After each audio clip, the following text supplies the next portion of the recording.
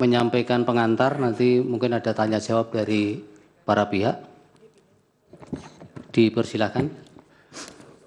Terima kasih. Yang mulia para hakim, berikut ini saya mau memaparkan bahwa dalam kaitan dengan pemilihan umum Februari lalu yang singkat pemilu, ada unsur-unsur yang kalau betul-betul terjadi merupakan pelanggaran etika yang serius, serta apa implikasi pelanggaran itu.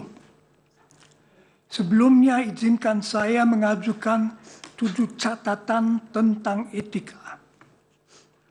Pertama, etika. Dengan etika dimaksud ajaran dan keyakinan tentang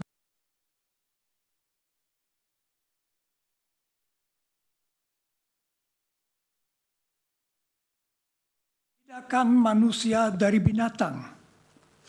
Binatang hanya mengikuti naluri-naluri alamiah, tetapi manusia sadar bahwa nalurinya hanya boleh diikuti apabila baik dan bukan tidak baik. Apakah seseorang itu baik atau buruk diukur dari apakah ia hidup secara etis atau tidak. 2. Hukum. Tuntutan-tuntutan paling dasar etika sejak ribuan tahun dituangkan manusia ke dalam ketentuan-ketentuan hukum. Misalnya larangan untuk menyiksa orang lain. Jadi tidak memperhatikan hukum yang berlaku dengan sendirinya merupakan pelanggaran etika. Saya tidak masuk masalah konsensus objekto. 3. Etika dan hukum. Agar manusia dinilai baik secara etis, tak cukup ia tidak melanggar hukum.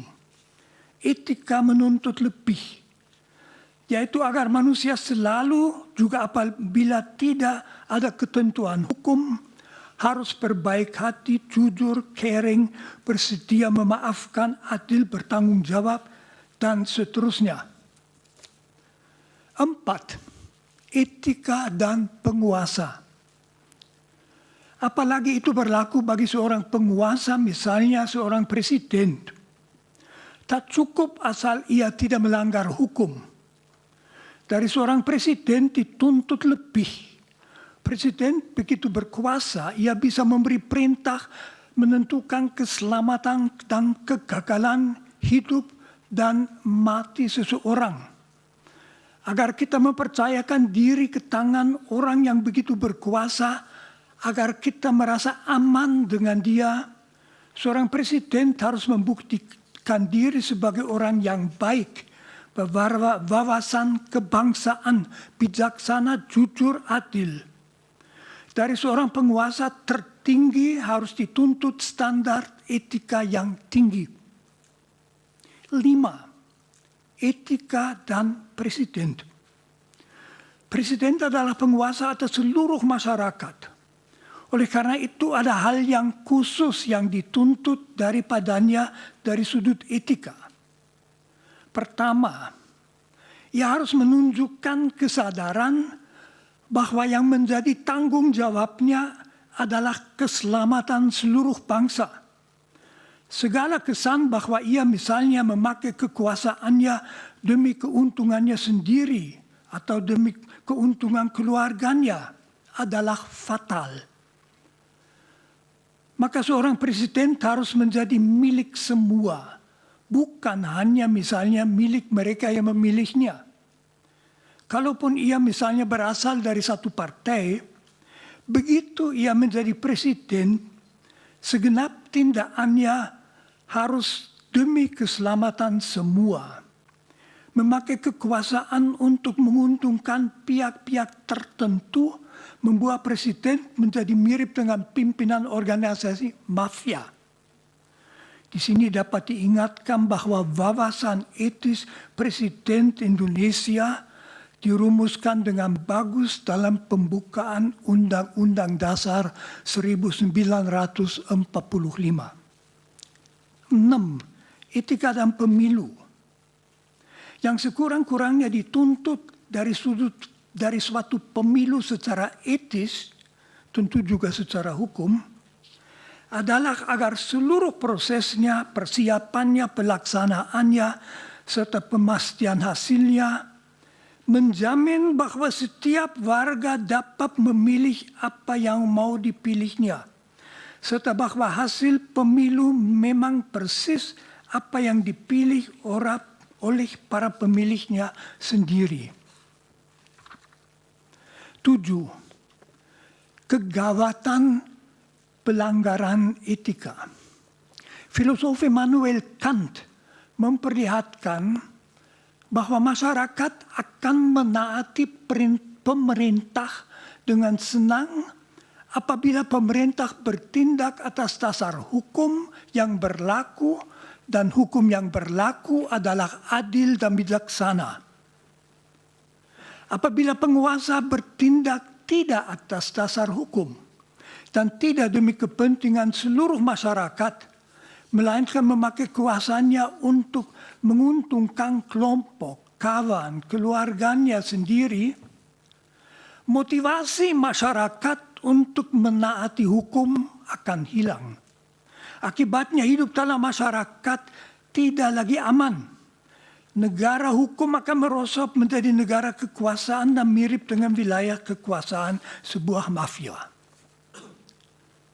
Sekarang saya ke bagian pelanggaran etika dalam kaitan dengan pemilu 2024. Pertama, pendaftaran Gibran Raka Buming Raka sebagai calon wakil presiden oleh Komisi Pemilihan Umum.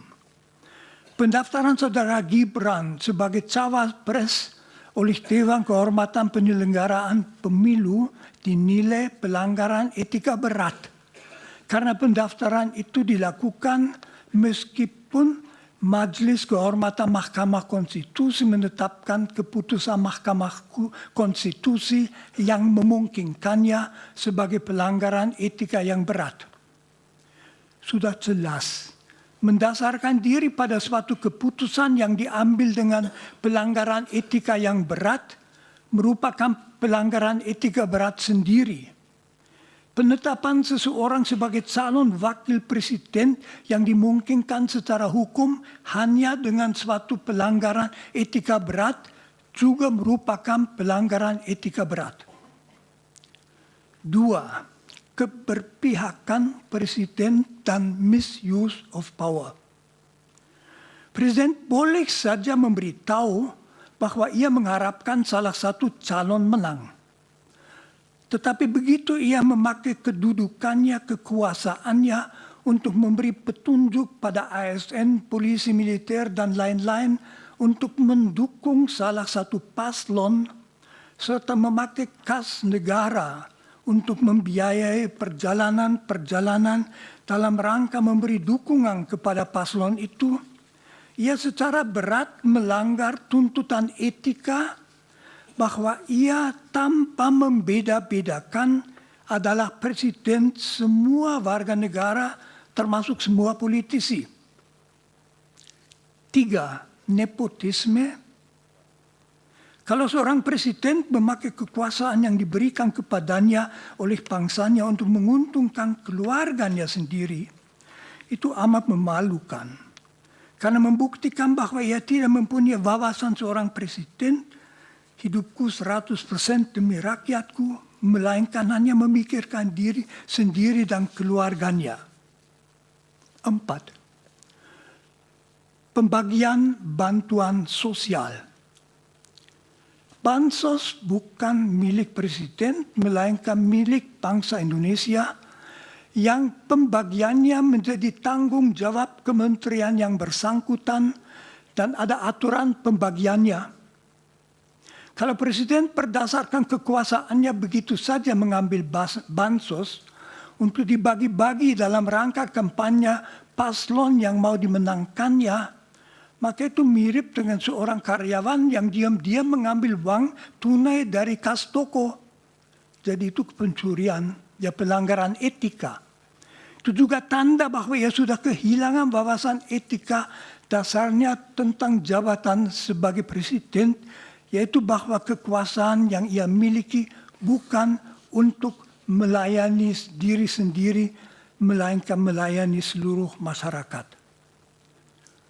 5 dan terakhir, manipulasi-manipulasi dalam proses pemilu yang jelas. Kalau proses pemilu dimanipulasi itu merupakan pelanggaran etika berat karena merupakan pembongkaran hakikat demokrasi. Misalnya kalau waktu untuk memilih diubah atau perhitungan suara dilakukan dengan cara yang tidak semestinya.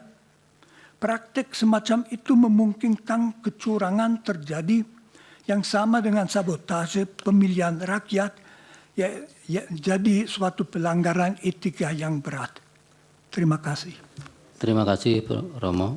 Dari kuasa hukum pemohon ada yang Kami